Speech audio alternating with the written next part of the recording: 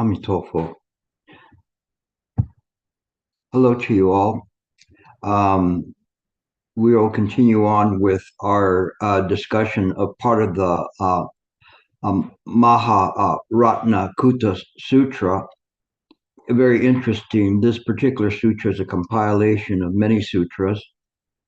And the term Maha, of course, it means the highest, but Ratna means the absolute. It's like the highest absolute. And Kutta is a very interesting term which indicates an anvil that one would use to make fine adornments or jewelry. And so here it's presenting it with a great respect that what you're going to be hearing is this great uh, Dharma that's there. And it's kind of interesting because as it's saying it, Manjusri has his own opinions as to Dharma, which is a correct or right view. I don't know how far we'll get in this sutra today. I don't think that it's necessary for us to rush through it. I think that rushing through it would be kind of not worthy of you and your attention. So please uh,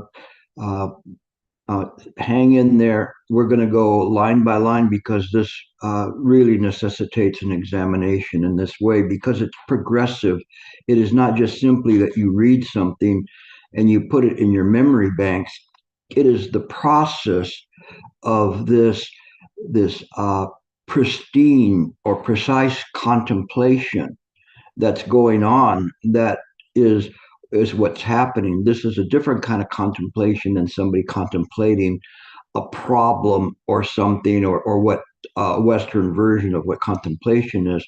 This kind of a contemplation can only bring you to the doorstep and hopefully through the gates of Chan.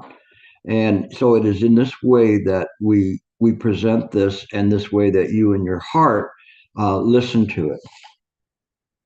I'm not quite sure exactly where I left off, but I want to kind of go back through a little bit of what I talked about last week. And again, I was presenting to you what I said to be the language of Chan. The language of Chan, or language, or the Buddha language, more specifically, is a language that you have to become accustomed to hearing.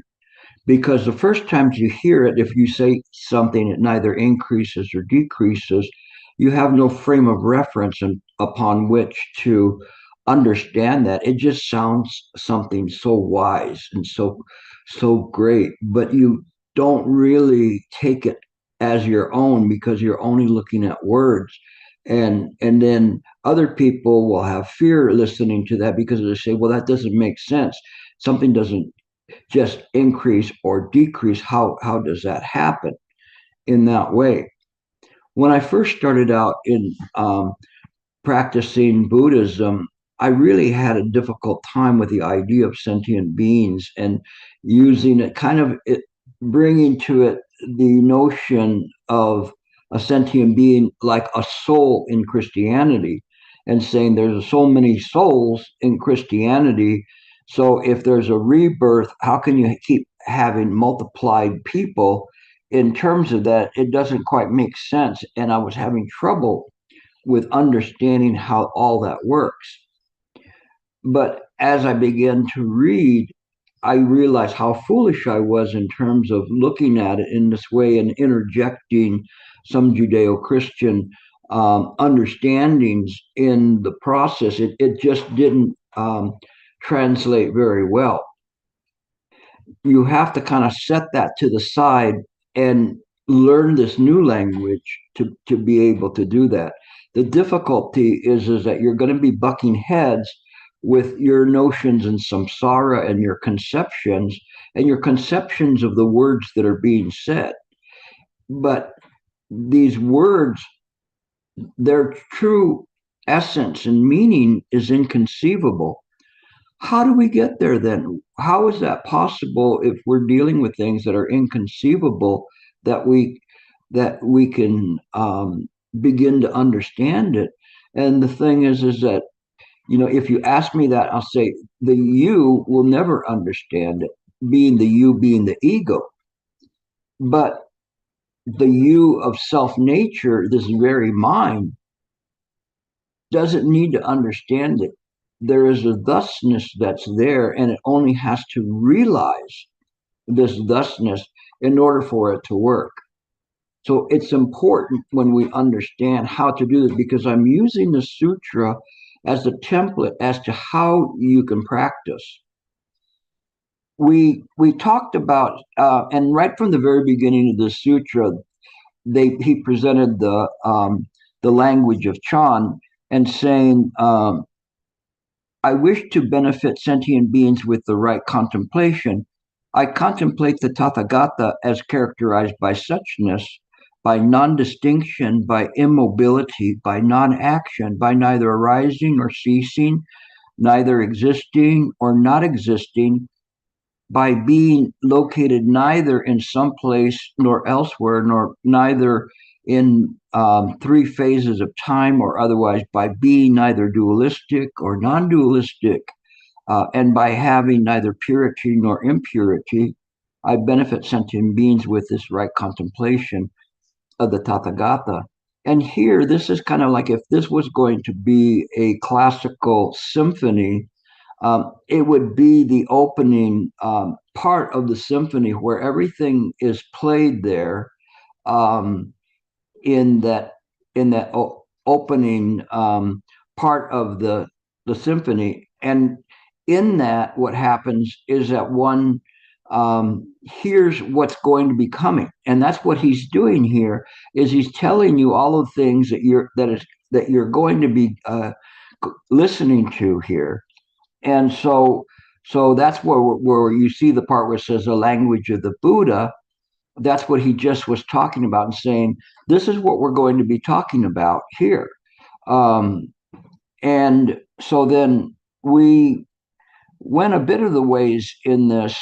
And let me try to pick it up a little further down the page. I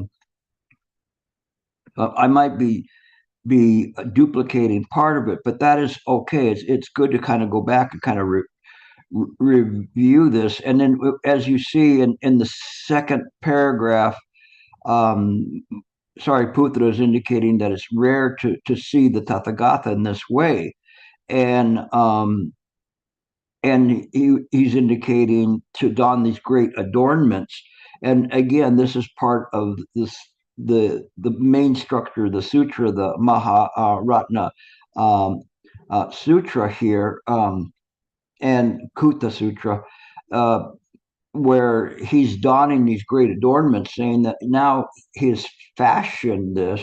He is what sometimes are called the victor, and he's displaying these adornments for us. In the next paragraph, he talks about, um, yes, indeed, what you say is true. It is rare for one to don great adornments for the sake of sentient beings without ever having the notion of sentient beings in his mind. Wow. You can't just read this and and just go let it go by you. You have to say, well, wait a second, what did he just say? He says that he's doing this for the benefit of sentient beings without ever having the notion that there's a sentient being there. How is that? What is happening here? This is a totally different language. And saying, how can that be that he's making a vow to deliver numerous sentient beings without ever believing there's a sentient being there? Because he's going and challenging you to penetrate through to mind where this contradiction does not exist. It's only a contradiction in samsara where we hold on to this body and say, this is me. And I really, really pray to the Buddha that I can become enlightened. And Manjusri coming around and saying, this mind that is praying is already the Buddha mind. Where else would you seek it? It's here, but it doesn't belong to the body. The body is just a phenomenal appearance. And so that makes a difference in terms of how we look at this, because now we're using a different language. It's non-conceptual, not easy for us to do.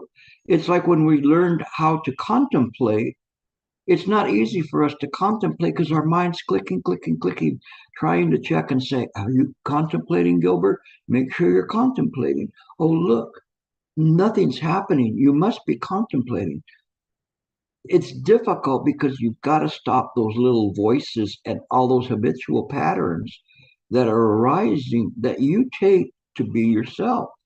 And he's saying, no, all of those things, they belong to mind. And so that's where again he talks about as a refrain, the realm of sentient beings will neither increase or decrease. It is also true that if the Buddhas in all the Buddha lands in the 10 directions teach the Dharma and each ferries over to nirvana, sentient beings, as numerable as the sands of the Ganges, the realm of sentient beings will neither increase or nor decrease.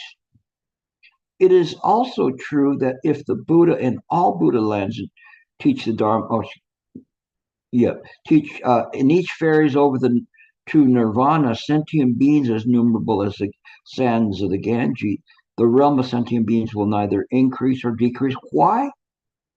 Because the sentient beings are devoid of any definitive entity or form.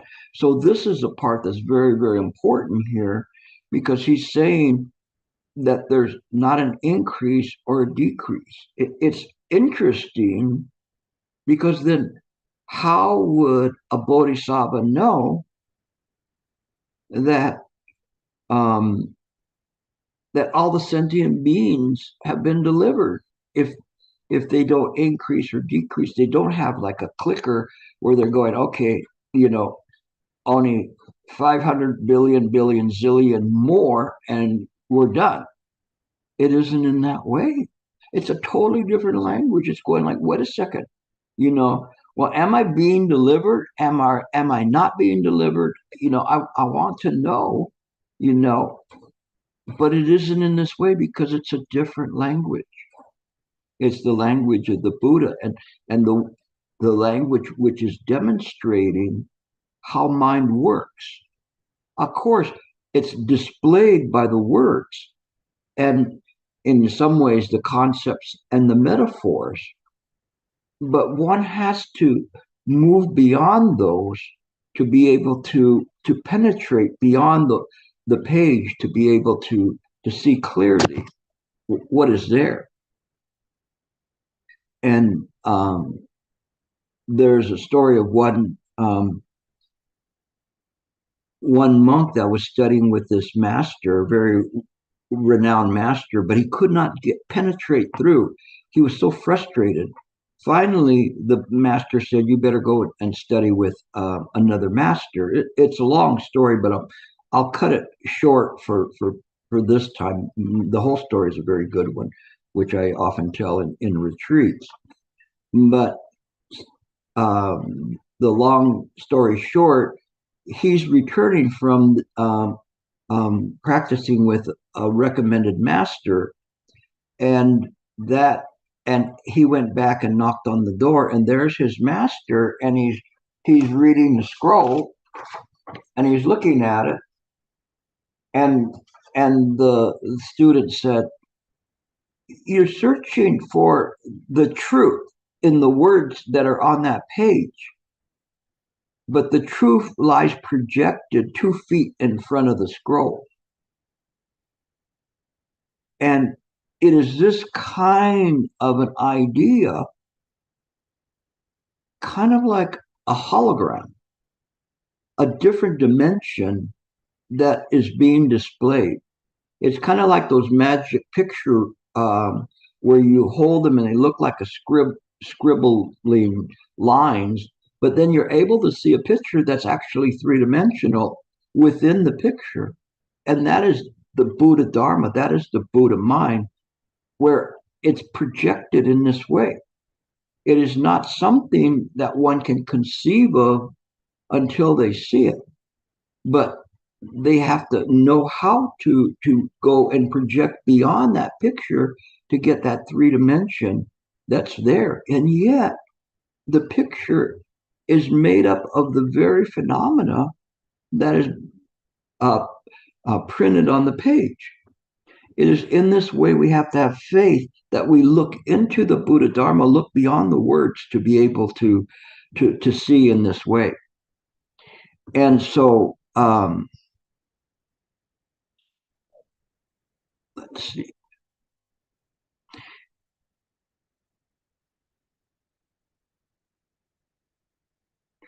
So what I had last said was why, because the sentient beings are devoid of any definitive entity or form, meaning that they're not separate. This goes straight to the 12 nidanas and the codependency of everything. Everything is there. There is not something outside of mind. Therefore, the realm of sentient beings neither increases or decreases. Sariputra asked Manjusri, if the realm of sentient beings neither increases or decreases, why do bodhisattvas, for the sake of sentient beings, seek supreme enlightenment and constantly give discourses on the Dharma? They're saying if they don't increase or decrease, what is the use of that? Why would we do that? And why would bodhisattvas talk about these things when there's no counter to click and say, okay, this one passed, this one passed. I met my daily quota. So it's very interesting when we see it in this way. And then so the next line begins, Sariputra. Sariputra asked Manjusri, excuse me, maybe that's, I already read that line. Okay. So Manjusri said to the Buddha, since sentient beings are empty in nature, bodhisattvas do not seek supreme enlightenment or teach the sentient beings. It's very interesting because Sariputra asked the question, but Manjusri directs his response to the Buddha. Why do you think? Don't miss these little subtle nuances that are going by. Why? Because nothing in the Dharma I teach is apprehensible. Again, the language here, apprehensible, the Buddha language, is something that you're clinging to or grasping to. And you're saying nothing that I teach in this Buddha Dharma is apprehensible, going like, oh, I understand. No. And it's funny because it reminds me of when I was a child and my dad would be talking to me and I'd go, I understand. I understand, Dad. I understand. And he says, you say you understand, and you understand, but you know nothing, Actually, I wish I knew nothing back then. I would have skipped a lot of trouble in my life. But in any case, he would say, you don't understand. You're not using this wisdom in the right way to see the things as they are, not as yourself projects them to be. Then the Buddha asked Manjusri, if no sentient beings exist, why is it said that there are sentient beings and the realm of sentient beings? So it's saying, hey, if they're not really real, why are we talking about a realm of sentient beings and sentient beings? If what's the use of this? This doesn't make any sense. So heterodox religions would look at this and say, you see, this is foolishness. This doesn't make any sense. Sariputra would look at it and say, I told you everything is real, and now you're saying that everything doesn't exist. What the heck are you talking about? Maybe that's why Manjusri didn't present his response to Sariputra, because it would go over his head. So he presented it to the Buddha. Again, these little subtle nuances that are in there. Sariputra represents that demarcation point where we no longer see things as real or unreal, but as the thusness of mind itself via the demonstration of it.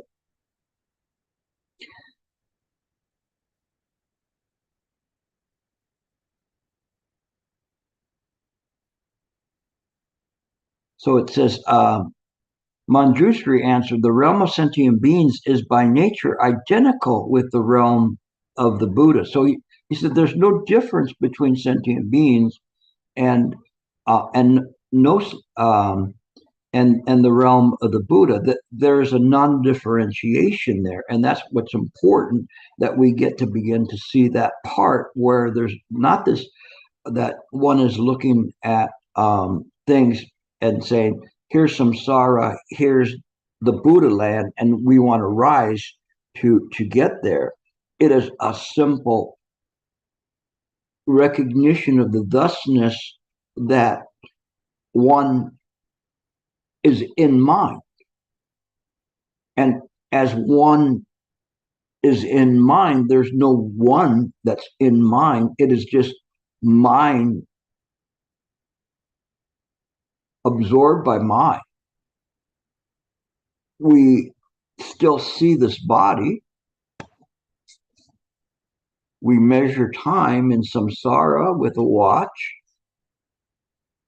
We practice, but yet we know that this world is an illusion. That illusion is appearing within mind. We don't have to negate the body. We don't have to negate Gilbert.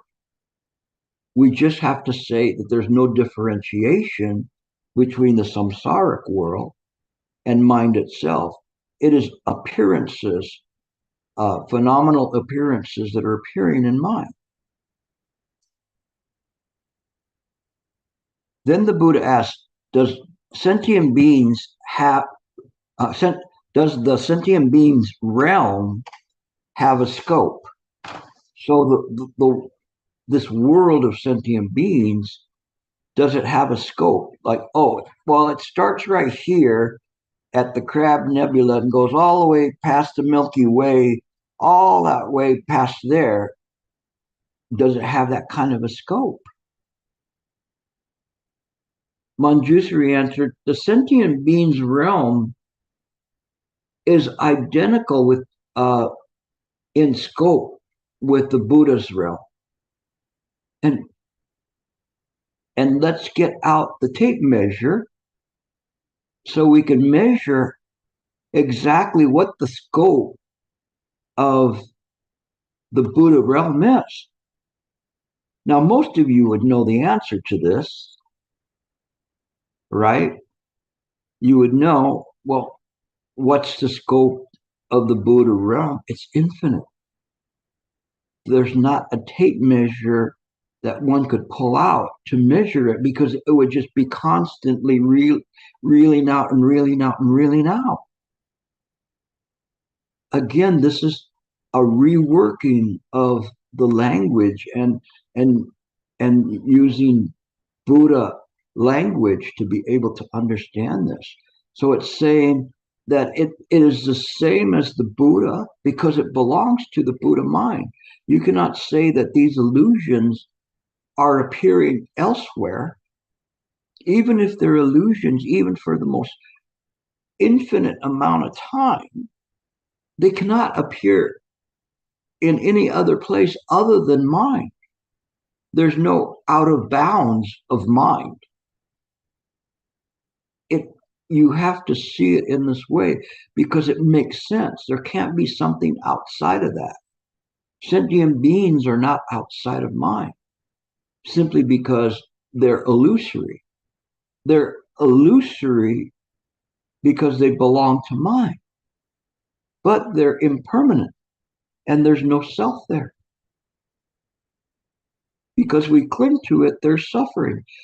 Those are the three seals right there.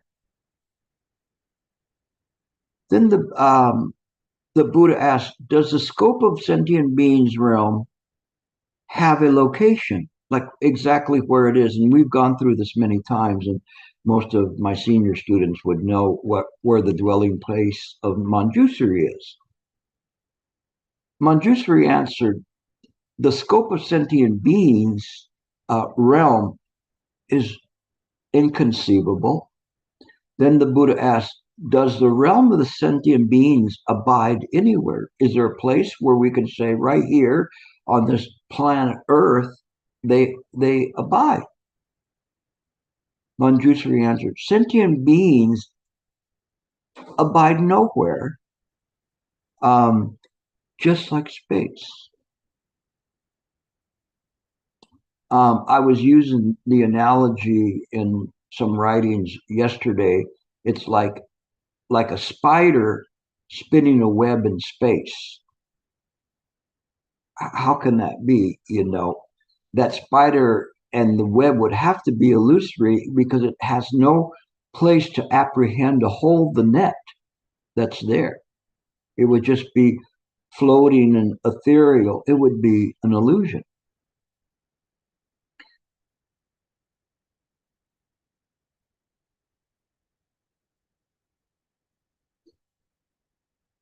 Um, the Buddha asked Manjusri, if so, how should one abide in the Paramita wisdom when cultivating it? And here we're getting to Paramita wisdom. So he's saying, how should one abide in Paramita wisdom? Like, how do we use this Paramita wisdom when we cultivate this? And this term cultivates very important. And I wanted to kind of get a more precise definition for you of cultivation because it's very important. So to cultivate is to prepare the ground um, and nurture the environment so fruit can be produced. All of this that you're listening to, all this Buddha Dharma is a preparation of the mind ground in order for it to bear a fruit, in order for it to have this realization that the fruit of all of this is mind. It's a mind fruit. And we simply awaken, and that awakening produces the fruit of mind. That fruit of mind is so sweet. And we depart from the confusions and we part from suffering. I think I've read that somewhere before, but it is in this way that we depart from it because this is the fruit of the Buddha Dharma. Um, Manjusri answered, abiding in no Dharma is abiding in the paramita of wisdom. So when we don't cling to anything, this is the abiding in the paramita of wisdom. So it's reversed. If you don't cling to anything, that's abiding in the paramita of wisdom. We're not talking about samsaric wisdom. We're talking about this deep wisdom of Mahaprajna Paramita wisdom all the way to Anuttara Samyak Sambodhi, the unexcelled wisdom. This is a different wisdom. And it's saying we abide in it by not abiding in anything. This is abiding in it.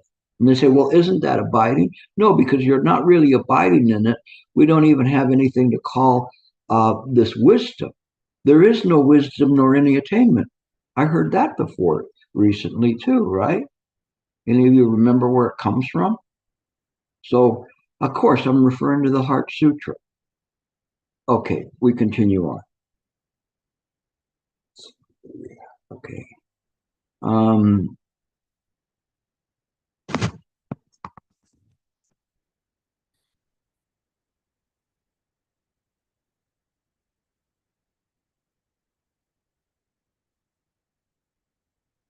The Buddha asked Manjusri further, why is abiding in no Dharma called the abiding in the Prajna Paramita? Manjusri answered, because to have no notion of abiding is to abide in the Paramita wisdom, which is what I just said. Is you don't have an idea that you're clinging to anything. So this is abiding in this wisdom without really abiding in it. And again, this language in common language doesn't make any sense. You have to be able to understand Buddha language in order for that to work. So the way you do that is you just they keep repeating a refrain. They keep going and going and going until finally you start seeing it. But it's something that it takes you time, because it's just like learning a new language. They're immersing you in the language until finally you go, oh, I see it in this way. Okay. Um, and then let's see.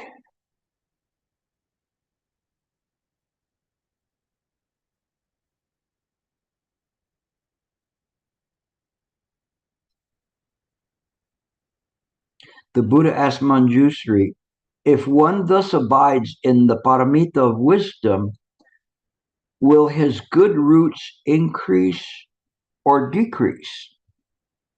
So, so when we see this, what do you think? Would a person who doesn't abide um, in the dharmas, would his good roots, increase or decrease?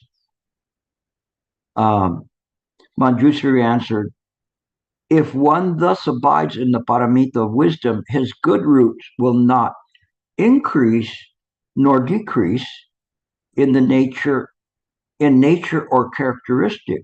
So it's saying, that you're not going to get anything here.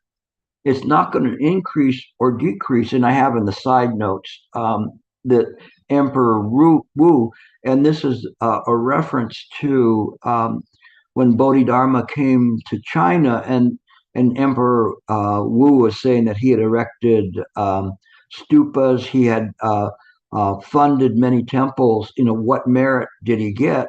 And the Dhamma Bodhidharma told him no merit, and and so he was very puzzled with that, because he's thinking in the conventional way that if I do good, I will get this, my roots will increase or decrease. But that only applies in samsaric reasoning, but in true Buddha um, practice, there is no clinging, no seeking, no attaining of anything. It is just simply the thusness of the mind. When we practice in this way, we practice the five precepts impeccably in accordance with the true Buddha Dharma um, and the thusness of mind. And so we no longer seek merit, nor see any merit, nor polishing samsara to make it a better place. We just see that originally it is bright and pure. But we do not see the world this way, because we're stuck with a samsaric conception of what we think this world is. Last week I mentioned the story of the Buddha touching his toe to the ground to reveal to Sariputra this richness of a land that Sariputra could not penetrate through because he was attached to this world of samsara. So Buddha Dharma here is the releasing of attachments to anything, either sacred or profane.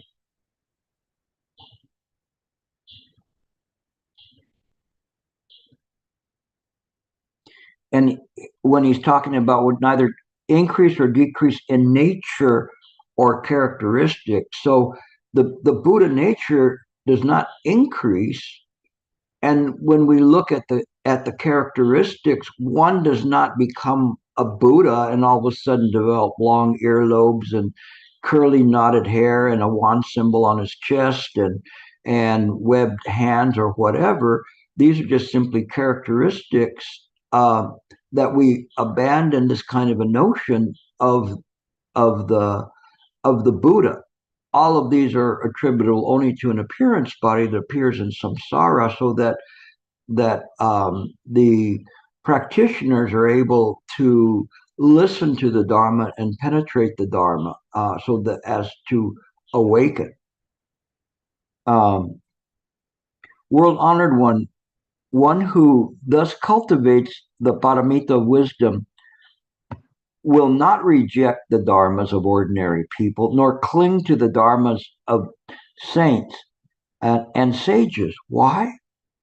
Because in the light of the Paramita of wisdom, there are no dharmas to cling to or to reject. So it says, in the light of the Paramita of wisdom. Now, the Tibetans have a good name for this light. They call it Rigpa, which is clear light. It is the clear light as one sees things devoid of any obstructions, devoid of any ideas of attainment or anything that could obstruct the pure vision of mind. And when it sees things in this way, this is this light of the Prajnaparamita wisdom. Moreover, one who cultivates the paramita of wisdom in this way will not delight in nirvana nor detest samsara. So now they're kind of poking around and saying, it's not like you want to say, oh, I want to go to nirvana, and when I die, I'm going to go to the spirit in the sky kind of a thing. And saying, well, what about everybody else? Why are you leaving everybody else here and you're just going? And so there is a dual viewpoint there, one of abandoning samsara and going to nirvana and saying nirvana, that's the real. And we need to get there rather than looking at it and touching the toe onto the ground and say, just here is the Pure Land. If we truly believe, then we see that this is where a bodhisattva should be. It is where without abiding, without dwelling, the function of the mind via the appearances of Buddhas and bodhisattvas and practitioners. Master Sheng said, a person with a vow to break is a bodhisattva. And a person without a vow to break is a non-practitioner. This is incredibly wise and compassionate and understanding and saying, yeah, we're not perfect. We cannot say we're the Buddha. Although we have Buddha mind, we cannot say we're a bodhisattva because we still dip into the taints and defilements in this world, maybe a lot less than we did before. But we do understand this is an illusion. We do understand we're a practitioner. And if we are consistent with our vows little by little, all of those habitual patterns will be removed. Though this is the awakening and seeing that what is left there is just mind.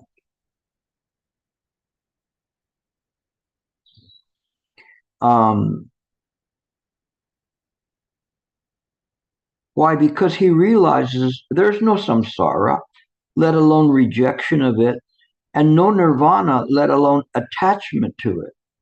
One who thus cultivates the paramita of wisdom will see neither defilements to reject nor merits to cling to. For him, no dharma increases or decreases. Why? Because such a person realizes there's no increase or decrease of the Dharma Dhatu. So one sees in this, and then let me give you a little bit of a definitions of the Dharma Dhatu so that you're clear about this. And it's not really that clear because people have different samsaric conceptions of what Dharma Dhatu means, and so it's a little bit not quite set, but I will give you my interpretation of it, and it going to this particular quote. In Mahayana Buddhism, Dharma Dhatu means the realm of all phenomena, the realm of all things. And again, this is kind of like when I talk about um, up, looking at it like a fraction, where the denominator is the infinite mind and the numerator is whatever is appearing in it at that given point in time. We see that that dominator or denominator is mind itself, the mind ground, and it's infinite. So we have to put that x 1 over x with an infinity sign for the power of it. I don't know if that makes any sense in for all you math specialists, but that's the way I see it. So, and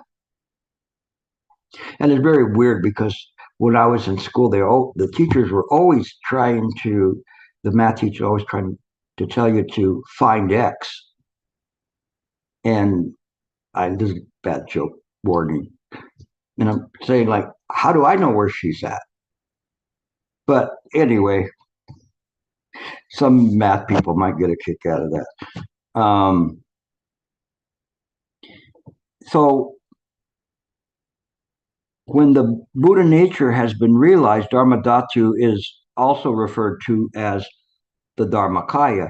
Well, to me, when I see this, I would say it's not when the Buddha nature is realized, it is just now the Dharmakaya.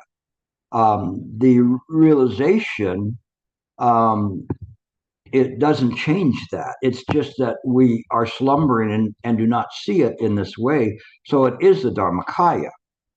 And it actually, this term Dharmadhatu is referred to in one of the early sutras, the Avatamsaka Sutra, the Huayan Jing.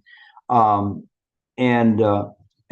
by the way, the Huayan Jing is the one that's relied by the Huayan school, ergo the name. But there's this part where it says the idea of the Dharmadhatu hyphen Pratika Samapada, which was originally found in the Avatamsaka Sutra or Huayan Jing, was fully developed in the Huayan school into systematic doctrine palatable to Chinese intellectual taste. This is something was propagated as early as the 6th and 7th century in China. But essentially, what it's saying is that that nothing increases and decreases in the Dharma Dhatu.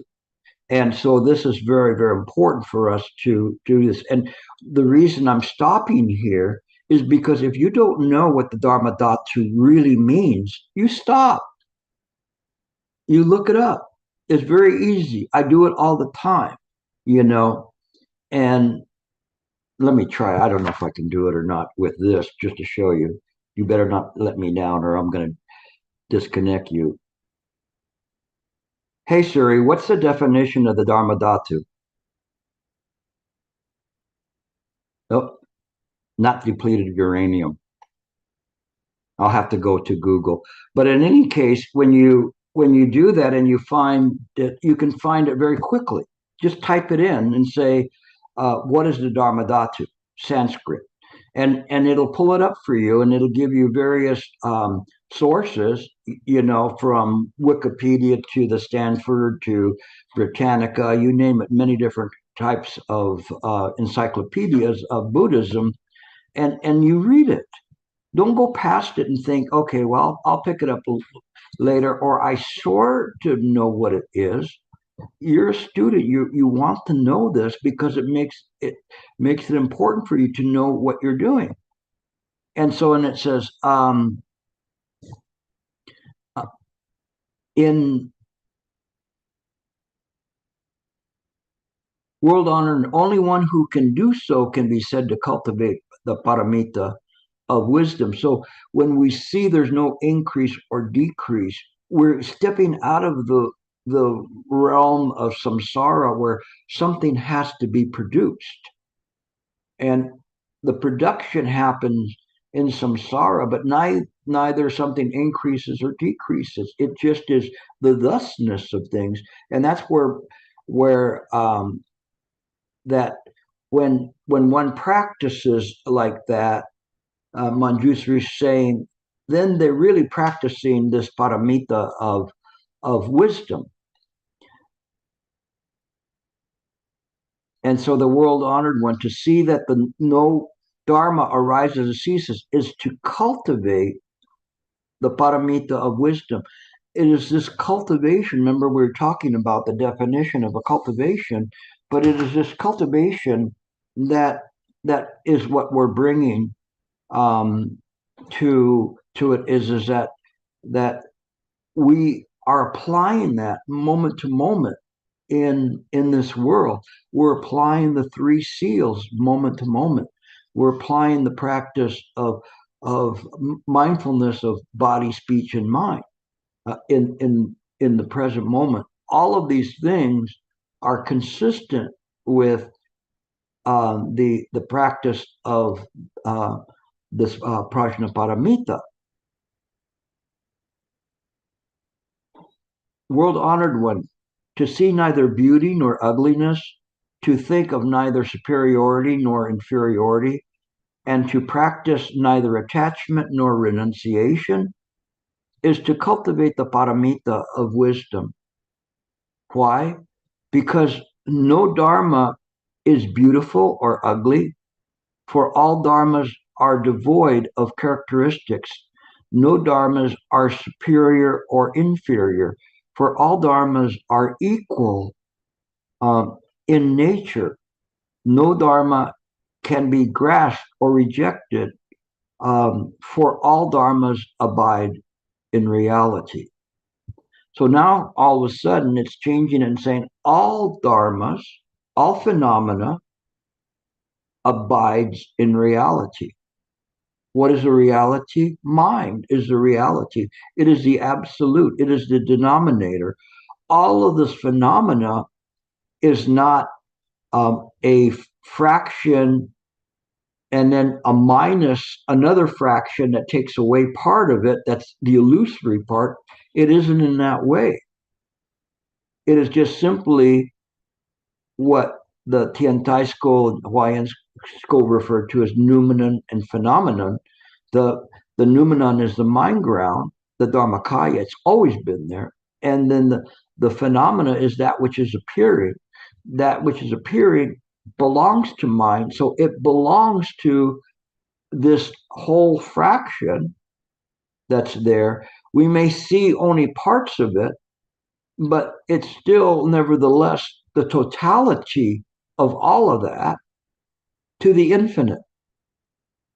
And this is the way we look at things. This is the way we begin to see how to practice. It's something that takes time to get used to and to see the world in this way. This is what we call turning the mind's eye inward, and it works. It really works. And for those of you who have been practicing this and studying it, it really is beginning to pay off. I'm seeing it in many of you, of the more diligent students really probing this. They are getting to the point where this is. You can remove this now. Where it begins to make sense. It only makes sense if one is practicing the Buddha Dharma consistent with this prajna paramita, this wisdom that's there.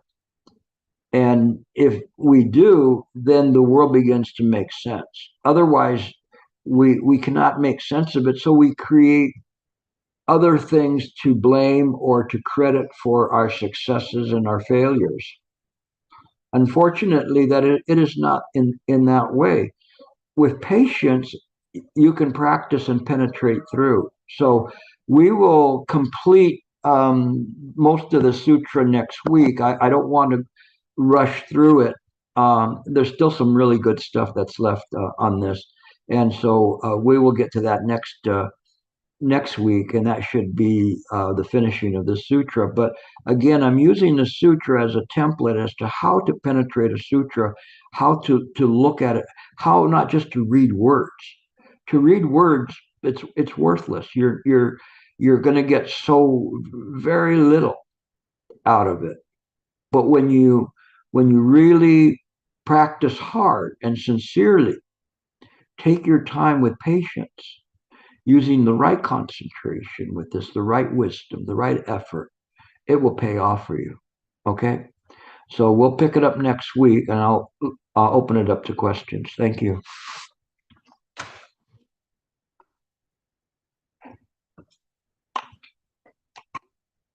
Go ahead, Chloe.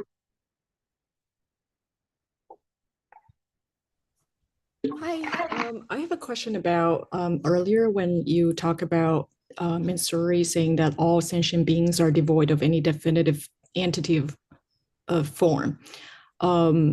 So when that showed up, I immediately thought of this very famous teaching in the Diamond Sutra that I think the quote is if you still there's actually no difference between the self and others and all sentient beings, and no concept um, of a life and time frame.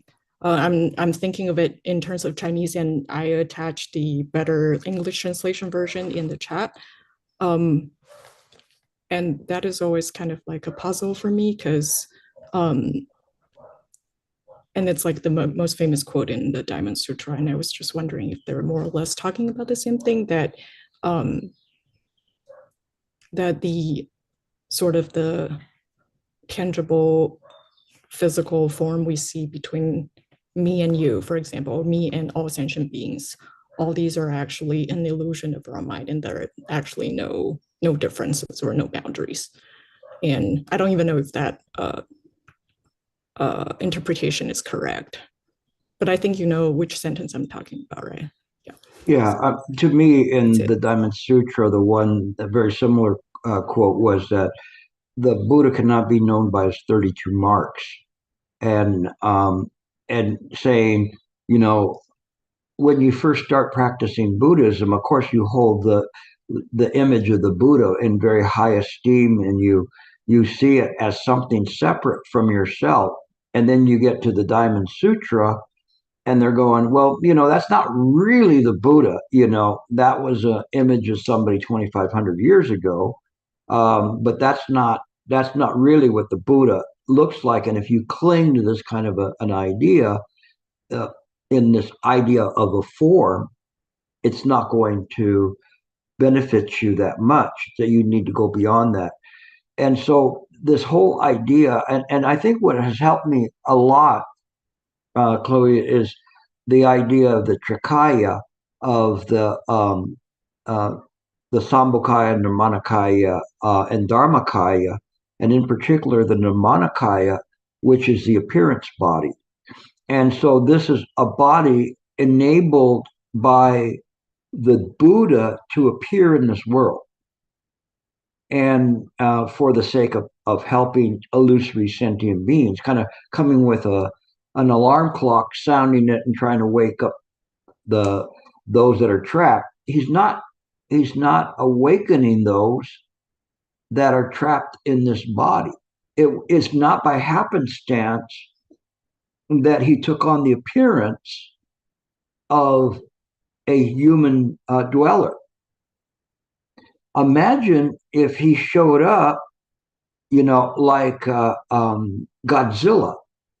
Everybody would run away from him, right? And he said, wait, don't go, don't go. I can change to Barney. And they'd probably get even more afraid of a purple dinosaur. But the appearance body came in so that people would not have fear of this body, and to be able to use it. And this appearance body was not completely ignored by a religion 500 years later, that I won't mention, but they lifted that idea, including the Holy Trinity. And but the thing is that what helps in this, and I don't know whether some people may consider this to be blasphemous on my part, but it helps me to understand that I see that the human sentient beings, all form actually, but let's leave it to just human sentient beings, are an appearance body and mind. They're only appearing in mind. They are real and not real. They're real because they're made up of the substance and the fabric of mind, but they're not real because they're impermanent and there's no self there. And so when we see things in this way, we begin to look and say, why did the Buddha come here? Why did he take the form that he took? And then the Diamond Sutra says, wait, but don't think that there's a Buddha sitting up on a throne, who knows how many zillion parsecs away from here. Parsec is like the distance light travels in 1 year. That you're going to run into them and high five them wherever they're at. It is not in this way. So you're right in the right spot. You really are in the right spot because you've turned this diamond, it's like a Rubik's Cube made out of diamond. Just imagine all the facets there and you're twisting it. No matter how you're twisting it, I can't believe I'm equating the Diamond Sutra with the diamond Rubik's Cube, but it works better actually than just looking at a diamond because you're twisting it and twisting it and twisting it.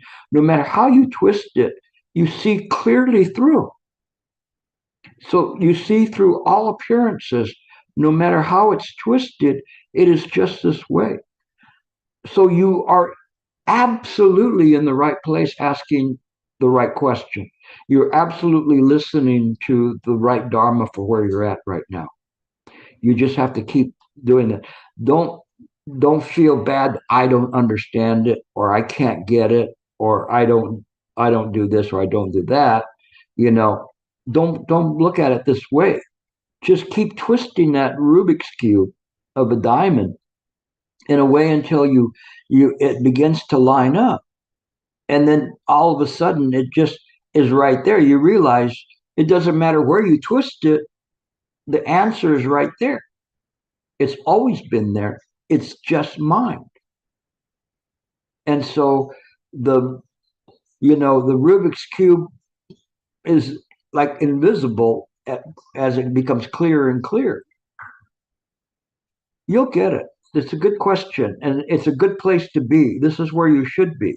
You shouldn't be going like, oh, I understand this 100%. A lot of people who say that, they have a worldly understanding of it, but they don't have the awakening. I'm more interested in seeing, whether or not you can hear the alarm clock go off. Okay, so hang in there. Good question. Good studying. Yes, go ahead, Renee. Oh, hi, Gilbert. Thank you for tonight's teaching. I have a few questions. First, it's about practicing turning the mind eye inward. And so I want to check with you. There are 3 steps. The first, not 3 steps, like 3 requirements. It's like first, be the present moment. The second is see what really happened now. The third is like experience what is not move. That means no rise, no die.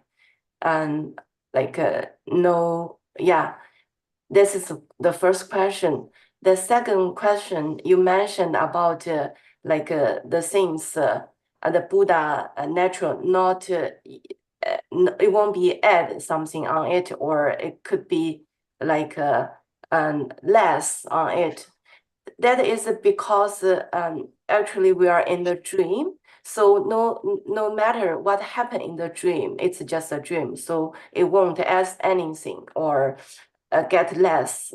Or it's just like in a river, you use your hand to get water from your left hand side and put the water into the right hand side. So because it's in a same river, no matter how you put the water from which side, it's still in the same river. Does that in this means? I'm not quite sure. So, and the third one is I heard you use the method is chanting Buddha's name. So I just curious how to practice like chanting. How do you practice the chanting Buddha's name? And do you want to go to Pure Land in the future? Thank you. All That's right. my question. Let me answer your first question about the Buddha present moment. The Buddha present moment is, and this was something I felt as I began to practice and steady the mind with concentration, where I would bring the mind to this fine point of the present moment, where I was aware what had just happened and on the cusp of what is going to happen, and keeping the mind there. For instance, if I heard a car go by, I would be aware of it. So to me, I would hear.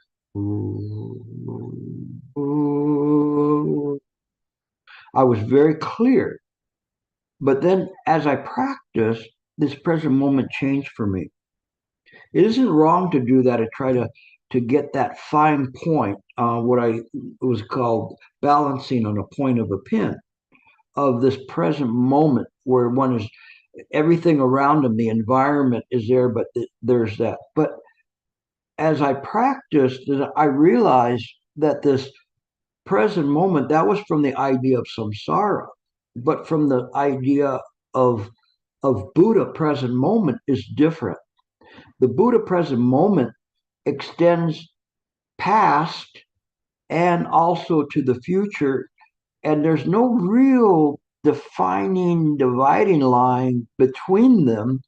It is just simply the thusness of mind. And as one begins to practice, that orientation of mind appears to expand. It doesn't expand, it is just that one's awareness is beginning to be more settled and refined. And so that awareness is there, and it is aware of what has happened and what is going to happen based on body, speech, and mind of yours and everything around you, and what will happen in the future. It's the same as one, unfortunately, was in, let's say, Kansas, and they see the dark clouds and lightning and realizing there is a storm coming. That is in the future. They have to prepare for in the present and understand that in the future things can dramatically change depending on whether that tornado passes over or not. But the mind is in this totality of all of these things in terms of figuring out what is the best course of conduct to do there. Do I go into the cellar? Do I warn my neighbors? Do I put the dog away? Whatever it is.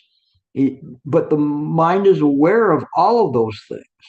And the more that we practice and settle the mind and just let it rest in the present moment, the more information the mind is capable of receiving from the environment, whether it's the past, present, or future. It's all of that is coming in at a much rapid pace than what normally happens if one is in a samsaric state. Because in a samsaric state, there's all this clinging, fears, worries, all these different things. Whereas when the mind is clear, it is aware of precisely what is happening, precisely what just happened, and perhaps what has happened in the past and what will happen in the future. And so it is this which is the present moment. Now, your second question was, just say it in like a quick recap.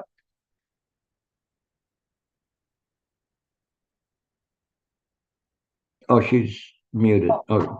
Okay, now it's good. So my question, the second question is about something the Buddha's mind and never be, you cannot add anything or like a take off anything. that's because in a dream, no matter what happened and how many things happened in the dream, and or it's just like we are in the river. So you take the water from right hand side and put it on the right hand side. So no matter how much you take the water, it's in the same river. So looks like you do lots of things. You put water from this to that side, but it's still in the same river. So the water won't change. Yeah, this is essentially the stillness of mind, and you're using a metaphor that makes sense to you, which is fine. It is just the stillness of mind that we see things. And I was reading another Huayan book, Totality of Consciousness, and it was talking about this in terms of the waves and the and how the I guess in Chinese it's Li and Shi, this idea of the kind of like apparent reality and absolute, where the absolute is the ocean and the waves are the appearances, but they're not separate. And there's only an appearance of movement, but it's fundamentally still. This is something that you should contemplate more. Now that you have this idea, contemplate the stillness of that. Contemplation is not cogitation. You don't think about it. You just simply remain still. And mind will reveal itself. Okay. And then the third one, just say a little bit and I'll remember it.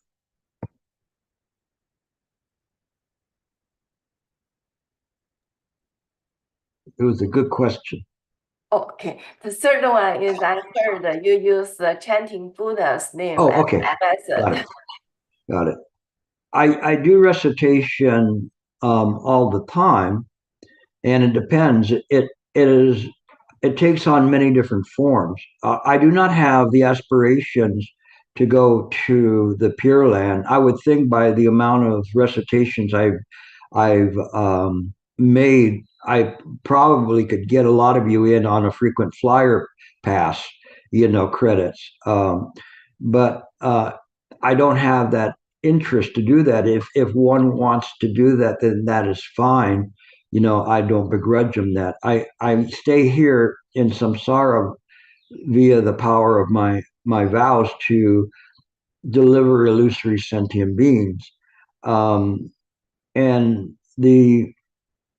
but I use the recitation in many ways. One is just to calm the mind, to find peace in the mind when the mind feels like it's being disturbed.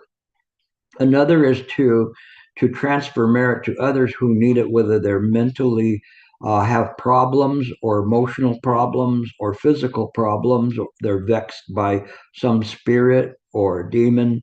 I transfer merit to them to help them. Sometimes I just simply transmit protection for people that I feel might be in harm's way. And you become good at that if you're sincere about that.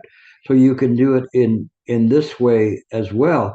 I'll transmit merit to those who have departed, and so you make a connection in this way. It sometimes it's something that is very you could say esoteric in its way. But recently, I was reciting the Tibetan Book of the Dead for a person, family friend that was passing 2,500 miles away. And as I was reciting that, it was the precise moment when that person was passing. I did not know that, but it can be in that way. It can be that powerful, where one is there, and doesn't matter whether the person understands you in English or not. Matter of fact, it was very funny because the person actually said, "Gilbert, how come I can understand you?"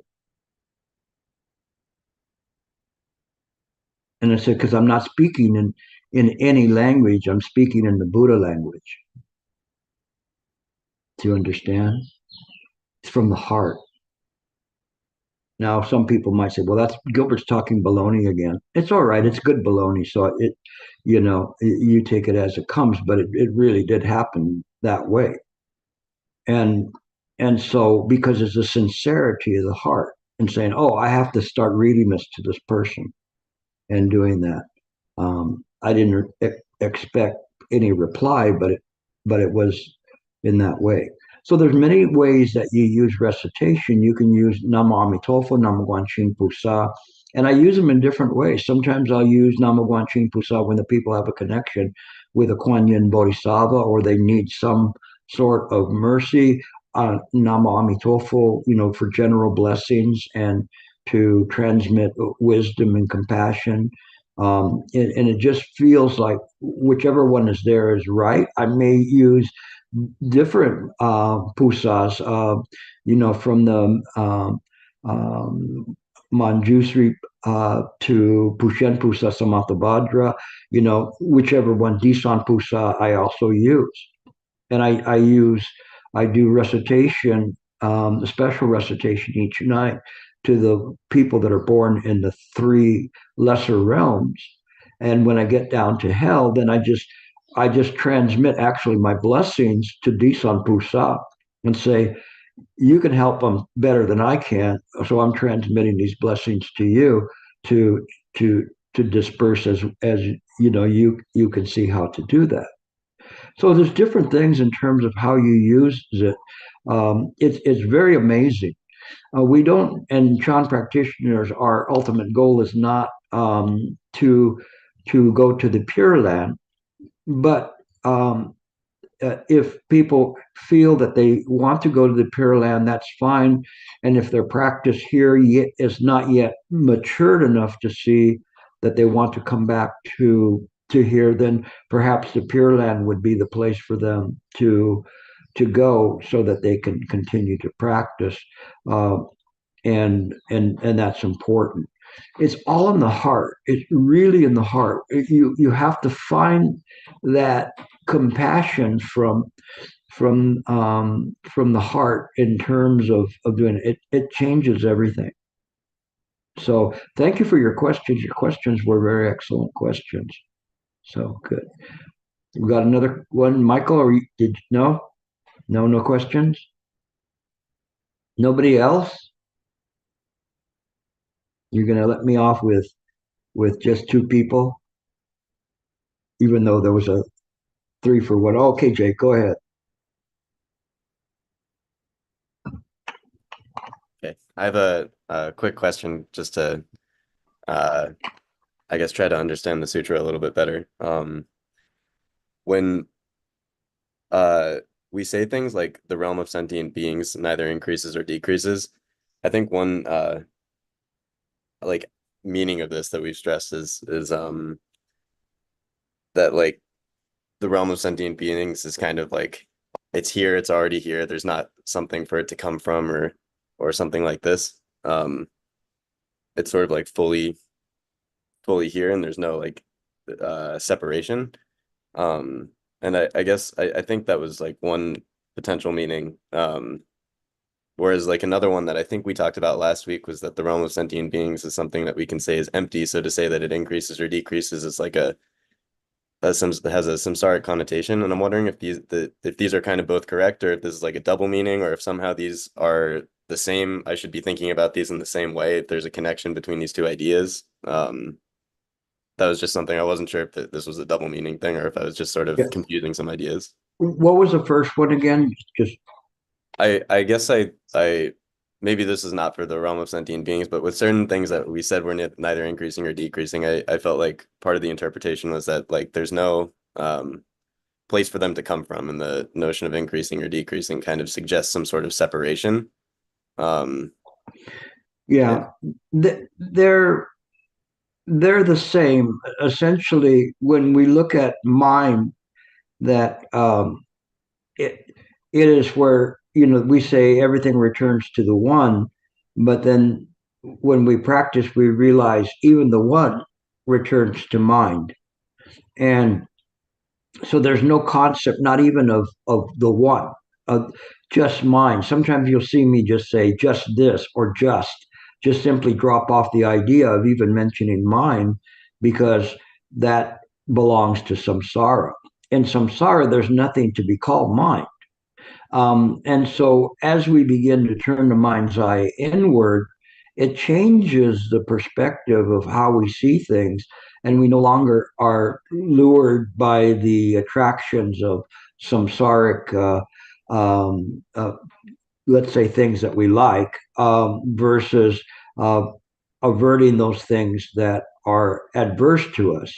Of course, in this life, because of our karmic forces that are there, we are still subject to the laws of karma, but we don't necessarily have to be subject to suffering from those laws of karma. When we understand that everything is this way, is impermanent, it makes a big difference in how we navigate this world. We are of this world in form, but in mind, it's not that we're not of this world. Like I think the Christians say, not of this world.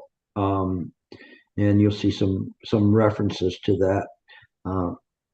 I think NOTW, something like that, you'll see. But it isn't that we're not of this world. It is that there's no difference. There's no differentiation between samsara and the absolute. We see that one appears in the other, but it is not something that we throw out samsara with the trash in the morning when we realize we were just having a bad dream. It is something that we understand belongs to mind, and that we are the custodians of the mind. And so we want to be able to take care of that. It is as if the body was aware that there was a splinter in your toe. What would you do? Your hands would appear close to your toe, and with some tweezers, and pull out the splinter. That's natural. And the toe wouldn't say, "What are you guys doing here?" No. Or the hands would not say, "Why should I help you? That has nothing to do with us. We don't have a splinter," because it's all the Dharma body. This is important to begin to process in this way, so that one begins to connect with this unbridled compassion that's all inclusive. It's very important, and it is that turning of the Dharma wheel in Mahayana, that change from the Theravadan viewpoint to the Mahayana viewpoint, and developing the ideas of bodhisattvas and caring for others, rather than simply to blow out the light of the samsaric entity and to transcend into nirvana. We see the Pure Land here on earth. And so in answering the questions a little bit more about the practicing, I don't see a Pure Land that I need to go to that isn't already here. And so this is a way, but I don't stop people from going if they want to go to the Pure Land. That's fine. No, if they sincerely believe that. But to me, I sincerely believe I'm just coming back here. I'm going to try to do better to wake up a little earlier, and so I don't have to waste so much time in terms of practicing. Hopefully, my whatever karma I create in this lifetime won't impede me too much in the next time I appear here. So we'll see. So okay, any other questions?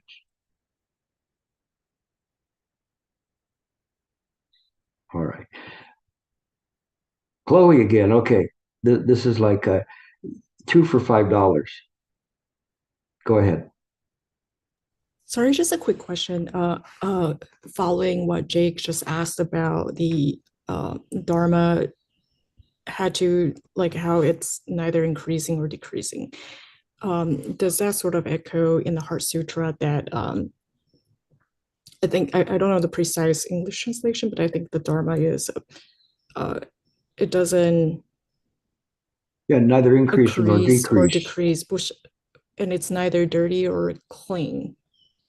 And then it doesn't like happen or go away. Like there's a very interesting like grammatical like the syntax. There's like neither this nor that, neither this. It doesn't tell you what it is. Just it's not this, that. And those are parallel ideas like increase or decrease. Yeah. Is that are they more or less saying the same thing, that is the nature of Dharma, that well, you can't really say what it is. We know it is not sort of, like we can use our very binary way of looking at it. Yeah. So Well, that's it. how I wish I had time to fully explore that with you. You're very ripe with this, and in fact, the Heart Sutra does say that it's just hidden. It's hidden in plain view. One way it's hidden is by its name. What are people missing by heart? Why do they call it the Heart Sutra? The heart, you know, and why is Avalokiteshvara expounding the Dharma to Sariputra? Of course, we know Sariputra was the proponent of the Theravada Abhidharma, everything is real. But it should be Manjusri in a wisdom sutra, but Avalokiteshvara Guanyin Pusa is there for the very purpose of demonstrating Buddha nature, that this essence of Mahakaruna, this interest in the suffering of all illusory sentient beings. Even though the sentient beings are illusory, it is not something that is not felt in the Buddha realm.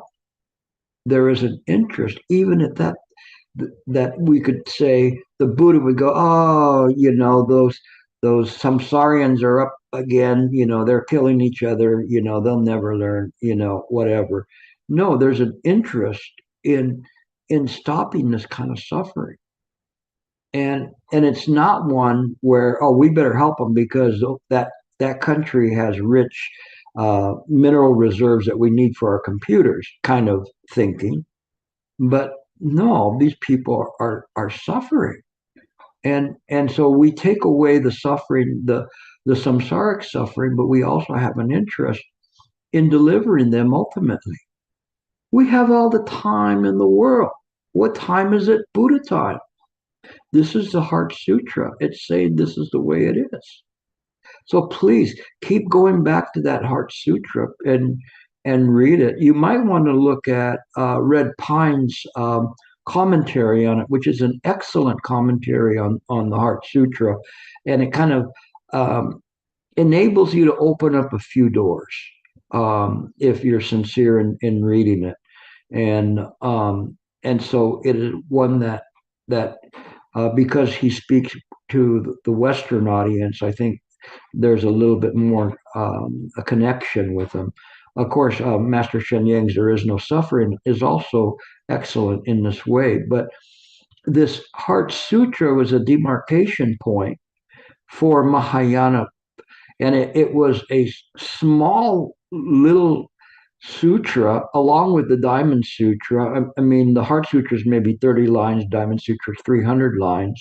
And these are just little suturettes from was ultimately the 100,000 line sutra of Mahaprajna Paramita, but they are a demonstration of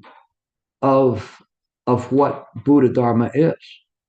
And so what we're doing now is we're taking that which is said in the Heart Sutra and we're studying it in greater detail. We're making that microscope and getting in deeper and deeper and deeper into it.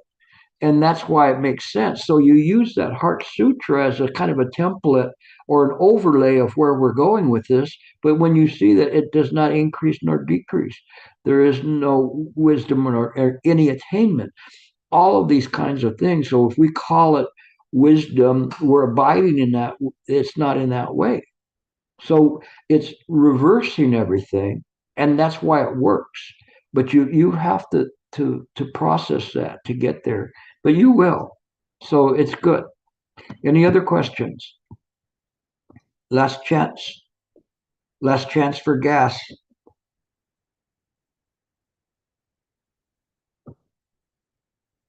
Nope. All right. Well, hopefully the session was constructive to you. It takes time. It takes perseverance and sincerity, but you can get it.